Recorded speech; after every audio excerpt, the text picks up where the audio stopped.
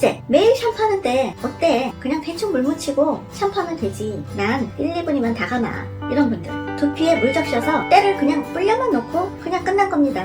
다 감고 머리 말릴 때는 두피에 각질과 노폐물이 많이 남아있는 상태에서 말리는 겁니다. 그럴 거면 왜 감아요? 머리카락이 아니라 이 두피를 씻는 걸로 포커스를 바꾸면 최소 3분은 훅 넘어갑니다. 두 번째, 손톱으로 빡빡 긁으면 시원하죠. 이러면 100% 두피에 상처가 나고 염증이 생깁니다. 무조건 손가락의 이 바닥 부분, 지문 부분, 이게 불편하다 하는 분들은 주먹을 쥐고 이 부분으로 문지르세요.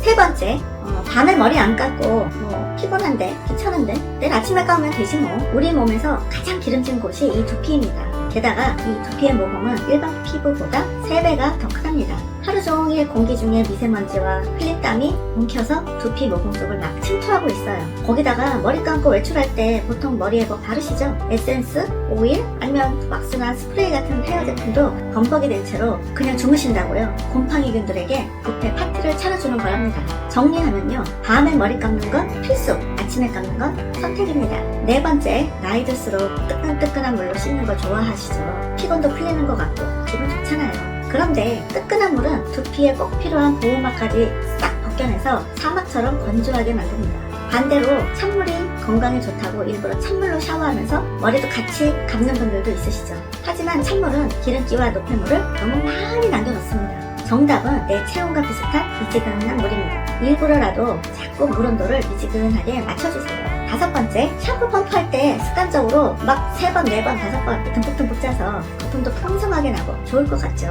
샴푸 양이 과도하면 두피에 샴푸가 깨끗이 헹궈지지 않고 남아있게 돼서 오히려 두피 환경을 파괴한다고 해요. 머리숱이나 길이에 맞춰서 1, 2번만 펌프하시고 또 한 가지 주의해야 할 것은 두피에 바로 비비지 마세요. 반드시 손에서 충분히 거품을 낸 뒤에 문질러 주셔야 합니다. 사실 두피에만 거품이 커버되면 되기 때문에 2번 정도 펌프해서 이 정수리와 옆면을 문지르고 뒤통수 문지를 때 좀 부족한 감이 있을 수 있어요.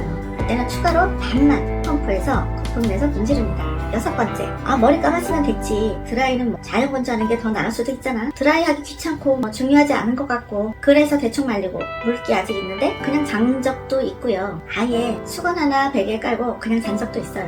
아니면 머리에 수건 감고 TV 보다가 폰으로 카톡도 보다가 물기만 없어진 것 같으면 수건 풀고 그냥 자연 건조하기도 하고 머리에 수건 칭칭 감고 화장하고 나서 드라이할 때도 있죠. 축축하고 갇혀있는 두피는 말라세지아 곰팡이균이 가장 좋아하는 완벽한 서식지라고 해요. 잠깐이라고 해도 두피에 지루성 두피염 생기고 가렵고 머리카락 우수수 빠지게 되는 원인이 되는 거죠. 머리 감고 나서 수건으로 톡톡 두드려 물기만 뺀 뒤 바로 드라이기로 가셔야 합니다. 일곱 번째, 수건으로 막 털어내면 귀한 머리카락이 물리적으로 뜯겨나가고요. 또 비비면 머리카락의 큐티클층이 손상된다고 합니다.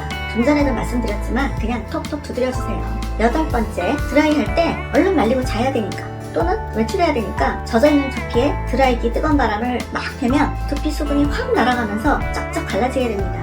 두피만큼은 무조건 찬바람으로 말려주시고 나서 시간이 오래 걸린다 싶으면 머리카락만 뜨거운 바람 말고요, 따뜻한 바람으로 바싹 말려주시면 됩니다. 이건 추가 팁인데요, 샴푸 쓰실 때 쇼핑몰에서 대충 잘 팔리는 거, 눈에 보이는 거 또는 집에 굴러다니는 거 아무거나 쓰시면 안 됩니다. 샴푸 뒷면 전성분 목록을 보시고 강력한 세정제인 설페이트라는 계면 활성제가 있나 없나를 꼭 보세요. 설페이트라는 단어가 없는 제품을 고르셔야 합니다. 그리고 내 두피가 지성인지 건성인지도 파악해서 맞는 것을 선택해서 쓰시면 됩니다. 자, 이 중에서 몇 가지나 하고 계셨나요? 3가지, 4가지가 넘는다? 두피 경보등이 켜졌을 겁니다. 탈모 진행되고 있을 거고요. 저도 이 나쁜 습관들을 20-30년간 하고 있었더라고요. 그래서 제 정수리가 이렇게 휑해졌나 봐요. 염색, 탈색, 펌을 많이 해서 나이 들어서 단순히 이런 이유로만 내 머리숱이 줄어들고 있는 게 아닙니다.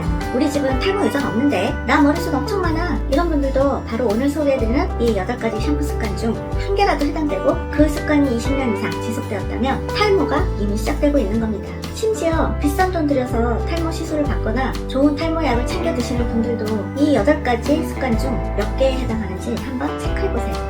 오늘은 탈모 전문 의사쌤들이 공통적으로 말씀해주시는 두피와 모발을 지키기 위해 하면 안 되는 샴푸 습관들을 모아서 정리해드릴 테니 끝까지 집중해주세요.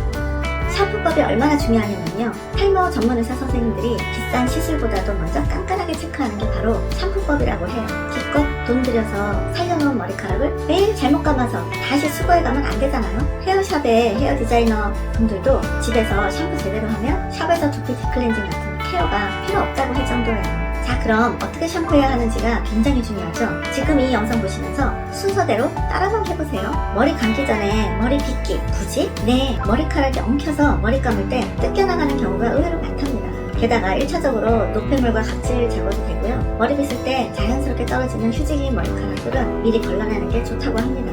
머리빗은 너무 촘촘한 빗 말고 편안하게 빗을 수 있는 엉킴을 풀 수 있는 정도면 됩니다. 저처럼 이렇게 우드 브러쉬로 빗어도 되고요. 아니면 이런 넓은 플라스틱 빗 또는 이런 탱글빗 모두 괜찮습니다. 머리카락 아래부터 살살 빗어주면서 위로 올라가야 엉킨 부분이 풀어지면서 빗을 수 있어요. 위에서부터 빗으면 머리가 더 엉켜서 뽑히는 경우가 생겨요. 머리카락 빗을 다 했으면 빗으로 두피를 긁어주는데요. 이럴 때 부드러운 우드 브러쉬가 필요해요. 정수리 가마 부분을 중심으로 아래에서 위로 쓸어 올려주면 피지가 많이 분비되도록 유도해서 샴푸할 때 제거하기 용이하다고 합니다. 저는 워낙 염색과 펌을 30년 넘게 해왔기 때문에 더 확실한 두피 관리를 위해 여기서 두피에 호호바 오일을 흡수시켜줘요. 궁금하신 분들은 관련 영상 참고해주세요. 자, 다음에는요. 두피를 충분히 1분 정도 적셔주시는데요. 특히 이 정수리 부분은 기름기가 제일 많은 부분이죠. 그리고 뒤통수 부분은 머리숱이 제일 많은 부분이에요. 그래서 특히 이 부분에 물이 충분히 적셔지도록 신경 써주세요. 그 다음에 샴푸를 한번 해주는데요. 정수리와 헤어라인, 목덜미 위주로 가볍게 샴푸를 한번 씻어내주세요. 두피가 너무 건성이다 하는 분들은 안 하셔도 됩니다. 자, 샴푸를 거품 내서 두피를 손가락 부분으로 지그재그로 문지르기. 자, 그 다음에는 샴푸를 거품 내서 두피를 문질러 주는데요. 이 손가락 바닥 부분으로 지그재그로 문질러 줍니다.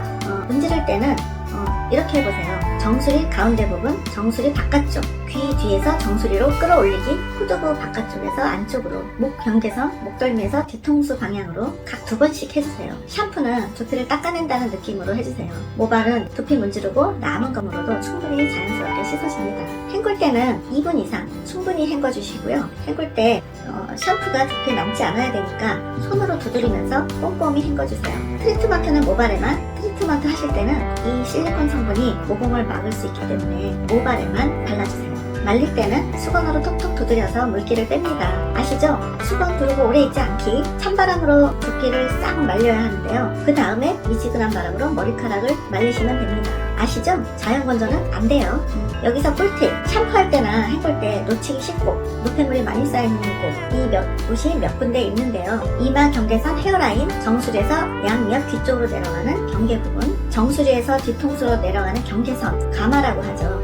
그리고 뒷목과 머리가 만나는 목덜미 부분, 이런 부분들은 꼭 의식적으로 잘 씻어주세요. 여러분은 머리 감을 때 서서 감으시나요? 아니면 허리 구부려서 하시나요? 저도 중년이 될 때까지 허리 구부려서 감았는데요. 어느 날 머리 감는데 갑자기 허리에 통증이 와서 한동안 허리에 붓대를 하고 다녀야 했답니다. 그 이후부터는 무서워서 서서 머리 감는데요. 알고 보니 저뿐 아니라 많은 분들이 같은 일을 겪으셨더라고요. 여러분들도 머리 감을 때 서서 하시는 걸 추천드려요. 사실 잘못된 머리 감기는 우리가 몰라서 그랬던 거지 알고 나면 고치기 엄청 쉬운 것들이잖아요. 오늘부터는 샴푸하실 때 이 작은 습관들을 하나씩 바꿔보세요. 샴푸법만 조금 바꿔도 두피가 붓거나 빨갛게 되는 것도 훨씬 나아지고요. 금방 떡지던 것도 더 길게 뽀송뽀송한 상태가 유지되고요. 두피가 좋구나 이런 느낌이 듭니다. 그리고 두피 관리에 좋은 이 호호바 오일 관련 영상도 올려놨는데요. 이것도 간단하니까요. 꼭 보시고 시도해보세요. 나만 알기 아까운 정보니까 주변의 소중한 분들께도 이 영상 꼭 공유해 주시고요. 여러분이 알고 있는 꿀팁이나 오늘부터 바꿔본 습관이 있다면 댓글로 많이 남겨주세요. 저는 다음에도 여러분의 두피와 모발을 꽉 잡아줄 알찬 꿀팁 가지고 돌아오겠습니다. 구독과 좋아요 잊지 마시고요. 영상 끝까지 봐주셔서 감사합니다. 안녕.